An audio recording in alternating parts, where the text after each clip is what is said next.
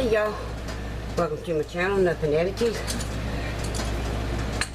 This right here is like one of my pride and joy pots. This was my grandmother's.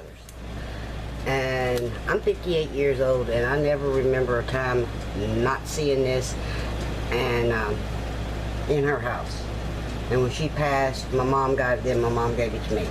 Now what I'm going to be using is my fancy little tea kettle here that I got from Lisa Northcutt. I'm adding some water to that. What I'm doing is pre-prepping meat. Ground pork.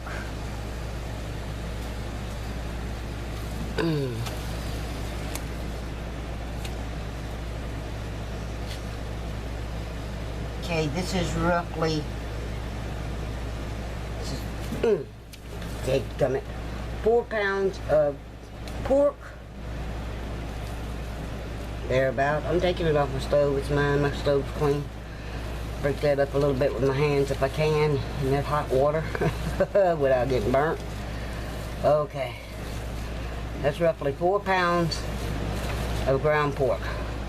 Alright, I'm going to have, I have 3.5 cups of celery here. I'm going to put roughly half. Hopefully, that's what I put in there. Alright, and I have 5 cups of rough cut yellow onion. You put half of that. Right there, like that. There we go. Now I'm going to be adding the hamburger meat. Try to crumble that up a little better than I did the pork meat. Okay, I made a video earlier about prepping ground beef, and I really kind of messed up on stuff that I said in there, because all I added to that was the onion. If you remember, I browned the meat and I had to dice onion. I said, oh, that'd be great for spaghettis, chilies, lasagna. Wrong. That is basically what I use for making sloppy joes, tacos, and hot dog chili. Not like regular chili, but hot dog chili. So I want to clarify that. I made an error in that video. If I knew how to edit, I would have wrote it in there, edited it out, or something. But I don't. So this meat here that I'm doing, which is a combination of the pork and the hamburger meat, as you can see,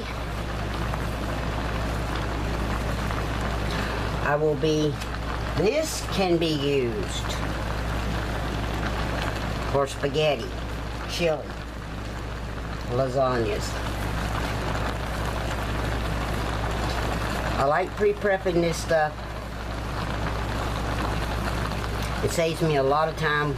I can just grab a bag out. You basically know what you're cooking the night before, or what you're going to cook for lunch. You can grab the bag out in the morning. It'll thaw out real fast, or that night.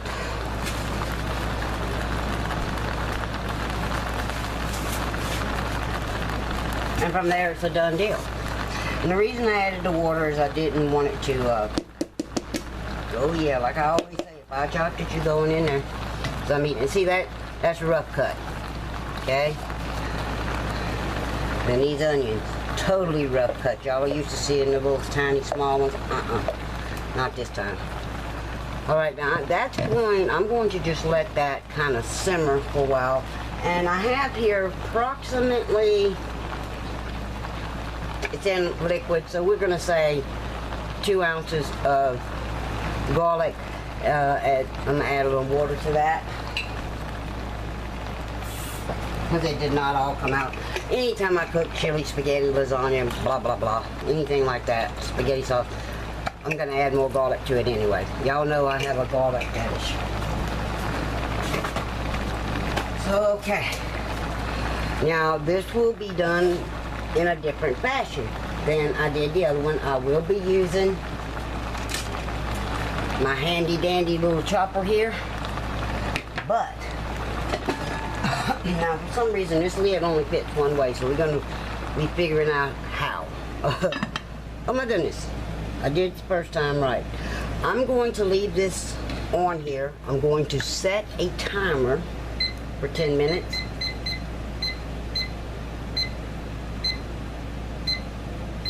Okay. Let that meat kind of steam a little bit, and then I can use my little handy dandy meat chopper here, and I'll bring y'all back then.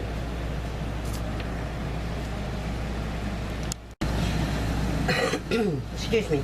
Okay, those 10 minutes have passed. Bubbling good on this end. The other end, not so good. Maybe I need to center it a little better. I don't know. We're going to start with the little chopper here. We don't want a solid piece of meat turning out like a steak. And I'm just going to keep doing this all the way around the pot.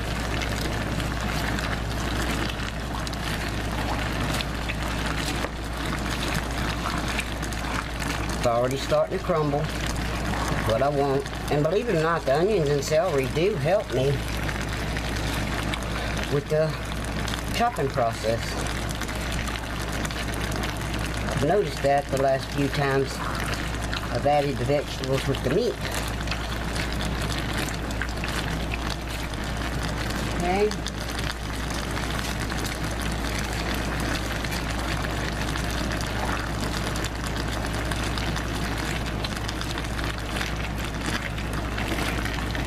Yep, it's starting to crush, y'all.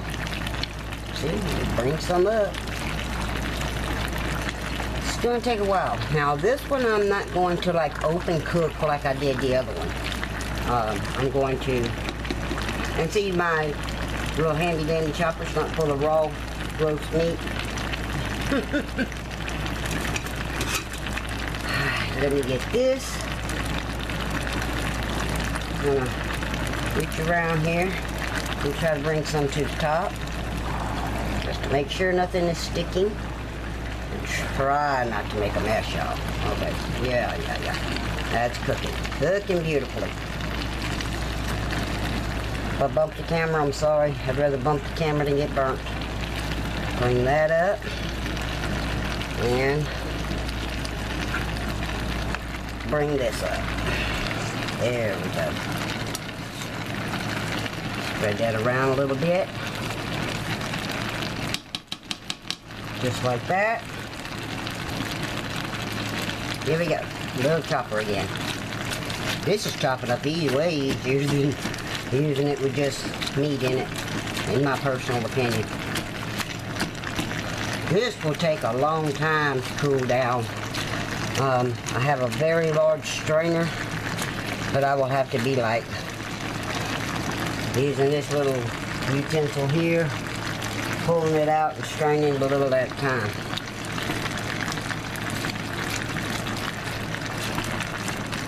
The reason I don't add salt, pepper, onion powder, garlic powder, any of those spices, is because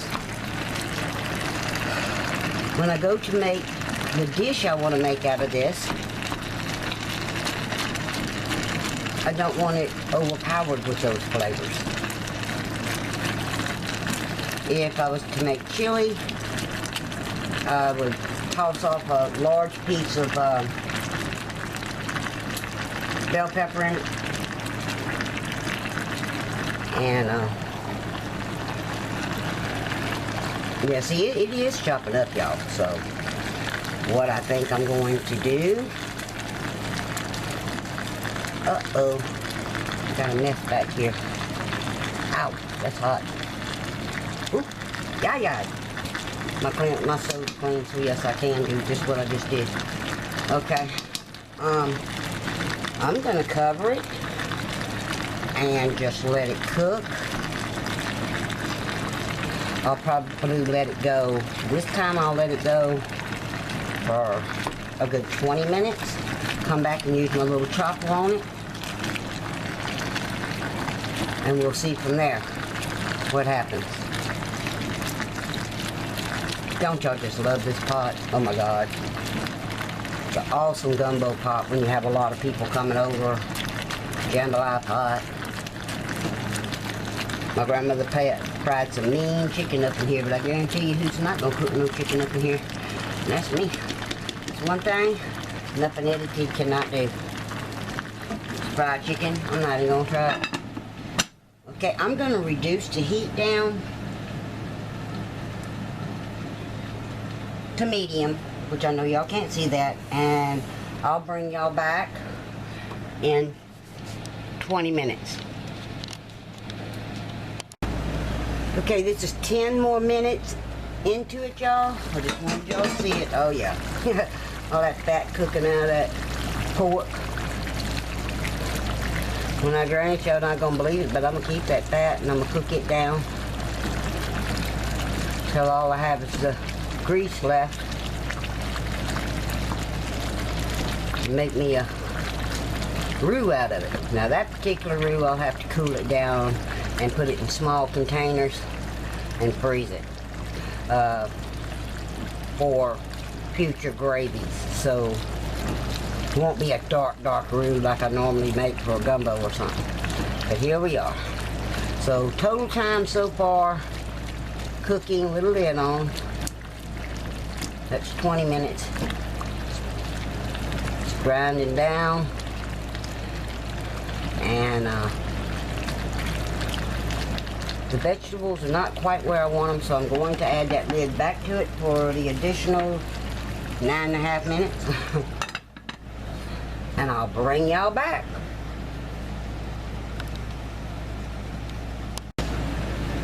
Okay, y'all, this is 20 minutes. Okay, so total time now has been 30 minutes. I mean, that meat's basically chopped on its own.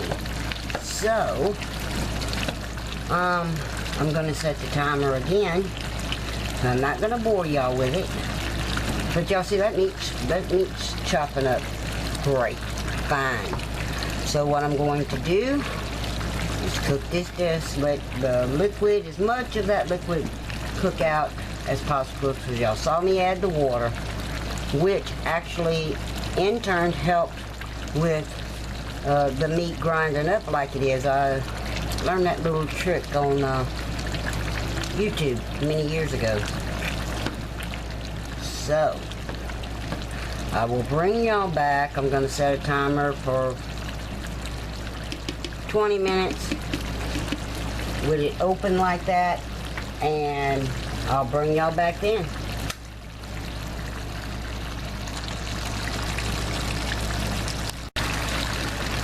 Okay, y'all, it's been 20 more minutes and it still doesn't have the amount of liquid I want out. So, the next time I bring y'all back, the amount of liquid I want will be cooked out.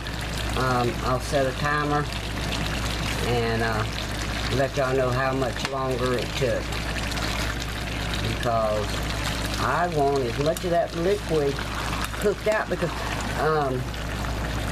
letting that cooked out, the flavors will still be into the meat. You know, that's just how that works. So, okay, when it cooks down all the way, when the water's out, as much as I can get out, I'll bring y'all back then. Thanks for your patience. Okay, y'all, I'm back. It all cooked out. It did an additional 30-minute cook down. I'm gonna scrape down the bottom. Y'all gonna see there's a little fond down the bottom. That's fine, I'm gonna use that fond. But for the most part, the liquid's out. I'm fixing to drain it. After it's been drained and bagged up, I'll bring y'all back then. So, this is well worth it. I'm sorry, to me, this is just going to take a load off of me cooking later. I love pre-prepping food.